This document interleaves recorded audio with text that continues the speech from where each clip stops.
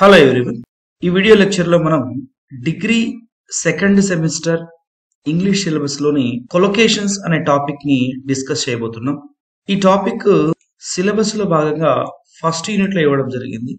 Skills part లో fourth concept గా ఇచ్చారు. ఈ కొలొకేషన్స్ పైన ఎగ్జామ్ లో 5 మార్క్స్ అయితే అడగడం జరుగుతుంది. మరి ఈ కొలొకేషన్స్ అంటే ఏంటి, అవి ఎగ్జామ్ లో ఎలా అడిగేదానికి అవకాశం ఉంది అనే విషయాన్ని ఇప్పుడు మనం చూద్దాం. ముందుగా మనం కొలొకేషన్ అంటే ఏంటో చూద్దాం. Collocation is derived from a Latin word collocare. ఈ కొలొకేషన్ అనేటువంటి ఇంగ్లీష్ పదము లాటిన్ పదమైన కొలోకోర్ నుంచి తీసుకోబడింది అని చెప్తున్నారు. Which means place together or put side by side. చూడండి, ఒకే చోట ఉంచడము లేదా పక్క పక్కనే ఉంచడము అనేటువంటి అర్థంతో ఇది వాడబడుతుంది. మరి దీని డెఫినేషన్ చూద్దాం ఒకసారి. Collocation is a predictable combination of words. అంటే రెండు పదాలు పక్క పక్కనే వచ్చినప్పుడు దాని యొక్క కాంబినేషన్ ని మనము ప్రిడిక్ట్ చేయగలుగుతాము. అలా ప్రిడిక్ట్ చేయగలిగినటువంటి కాంబినేషన్ ని మనము కొలొకేషన్ అంటారు అని ఇక్కడ చెప్తున్నారు. ఉదాహరణకు చూద్దాం. The adjective dark collocates with chocolate but not with tea. వాస్తవమే కదా, మనం డార్క్ చాక్లెట్ అని అయితే చెప్తాం, కానీ డార్క్ టీ అని అయితే వాడము. ఇది ఎలా ఉంటుంది అంటే అన్‌నాచురల్ కాంబినేషన్ అవుతుంది. మరి న్యాచురల్ కాంబినేషన్ కింద మనకు డార్క్ చాక్లెటే కరెక్ట్ అవుతుంది. సో సింపుల్ వర్డ్స్ లో చెప్పాలి అంటే the natural combination of the words అని చెప్పొచ్చు. దీన్నే మనం కొలొకేషన్ అని చెప్తాం. ఇక్కడ మనకు న్యాచురల్ ఇంగ్లీష్ ఉంది, అన్‌నాచురల్ ఇంగ్లీష్. ఇక్కడ ఫాస్ట్ మరియు క్విక్ అనేటువంటి రెండు అడ్జెక్టివ్స్ అయితే మనం తీసుకుంటున్నాము. ఇవి సినానిమస్ గా వాడబడేటువంటి రెండు అడ్జెక్టివ్స్. ఇప్పుడు ఇక్కడ మనము ఫాస్ట్ ట్రైన్ అని చెప్పొచ్చు, కానీ ద క్విక్ ట్రైన్ అని అయితే మనం చెప్పకూడదు.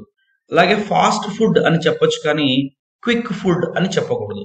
అంటే రెండు పదాలు సినానిమస్ గా వాడినప్పటికీ కొలొకేట్ చేసేటప్పుడు ప్రాపర్ వర్డ్ కాంబినేషన్ ఉండేటట్టు చూసుకోవాలి. ఇక్కడ చూడండి, ఏ క్విక్ షవర్ అని మనం చెప్పొచ్చు, అంతేకాని ఏ ఫాస్ట్ షవర్ అని మనం చెప్పకూడదు.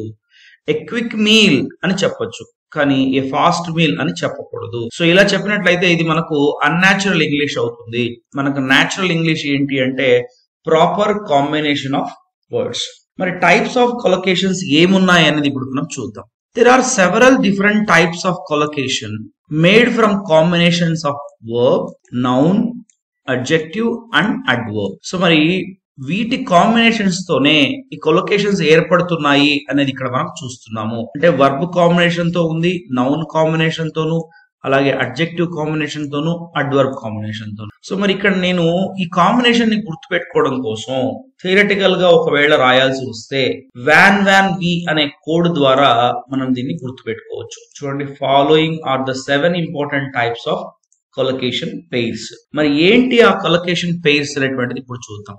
వాన్ వి అంటే చూడండి, వి అంటే వర్బ్, ఏ అంటే అడ్జెక్టివ్, ఎన్ అంటే నౌన్, వి అంటే వర్బ్, మళ్ళీ ఏ అంటే అడ్వర్బ్, ఎన్ అంటే నౌన్, వి అంటే వర్బ్.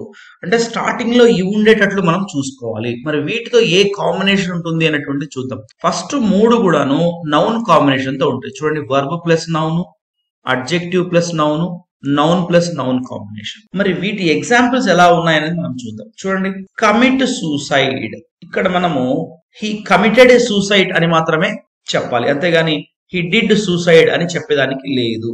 చూడండి, do exercise, he does exercise లేదా దే డూ ఎక్సర్సైజ్ అని మాత్రమే మనం చెప్తాము. దే కమిట్ ఎక్సర్సైజ్ అని చెప్పేదానికి లేదు. ఇక్కడ చూడండి, make a mistake. So I do a mistake అని అంటూ ఉంటారు, కానీ డూ మిస్టేక్ అనేటువంటిది ప్రాపర్ కొలొకేషన్ కాదు. సో అది ప్రాపర్ కాంబినేషన్ కాదు. హీ మేడ్ ఏ మిస్టేక్ అని చెప్పొచ్చు, అంతేకాని హీ డిడ్ ఏ మిస్టేక్ అని మాత్రం చెప్పకూడదు. ఇది వర్బ్ నౌన్ కాంబినేషన్. చూడండి, స్టార్టింగ్ లో అన్ని కూడా వర్బులే ఉన్నాయి. సో డూ అనేది వర్బే, కమిట్ అనేది వర్బే, అలాగే మేక్ అనేది కూడా వర్బే.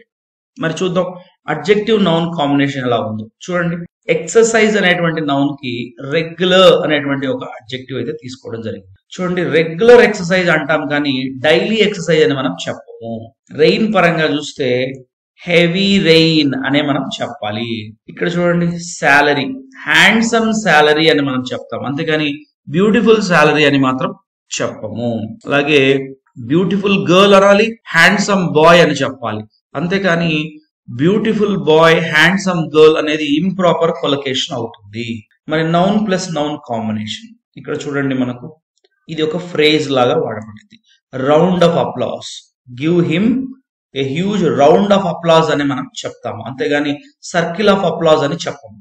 చూడండి, బంచ్ ఆఫ్ కీస్, ఇది ఒక కలెక్టివ్ నౌన్ కింద మనం చెప్తాం. బంచ్ ఆఫ్ కీస్ అనొచ్చు కానీ ఫ్లాక్ ఆఫ్ కీస్ అని మనం చెప్పకూడదు. అలాగే గ్రూప్ ఆఫ్ కీస్ అని కూడా చెప్పకూడదు. ఇలా బంచ్ ఆఫ్ కీస్ అనేటువంటిదే ప్రాపర్ కొలొకేషన్ అవుతుంది. ఇక్కడ చూడండి, ఫ్లాక్ ఆఫ్ బర్డ్స్, అంతేగాని మనం బంచ్ ఆఫ్ బర్డ్స్ అని అయితే చెప్పలేము. సో ఇలా చెప్పడాన్ని మనము ప్రాపర్ కాంబినేషన్ ఆఫ్ వర్డ్స్ అని అంటున్నాము. దీన్నే మనం కొలొకేషన్స్ అని అంటున్నాము. చూడండి, వర్బ్ అడ్వర్బ్ కాంబినేషన్ ఎలా ఉంది? రన్ అనేటువంటిది వర్బ్, క్విక్లీ అనేటువంటిది అడ్వర్బ్, అంతేగాని రన్ ఫాస్ట్లీ అని మనం చెప్పలేము. రన్ క్విక్లీ అని మాత్రమే చెప్పగలుగుతాం. స్పీక్ సాఫ్ట్లీ, ఇక్కడ స్పీక్ స్మూత్లీ అని మనం చెప్పకూడదు, స్పీక్ సాఫ్ట్లీ అని మాత్రమే చెప్పాలి. ఇది ప్రాపర్ కాంబినేషన్. అలాగే థింక్ డీప్లీ అనేది మనకు ప్రాపర్ కొలొకేషన్ అవుతుంది. మరి అడ్వర్బ్ అడ్జెక్టివ్ కాంబినేషన్ చూడండి, రిచ్లీ అనేటువంటిది అడ్వర్బ్, డెకరేటెడ్ అనేటువంటిది ఇది పార్టిసిపుల్ అడ్జెక్టివ్ అయితే అవుతుంది. అలాగే కంప్లీట్లీ సాటిస్ఫైడ్, సీరియస్లీ ఇంజూర్డ్ ఇలాగే చెప్పాలి.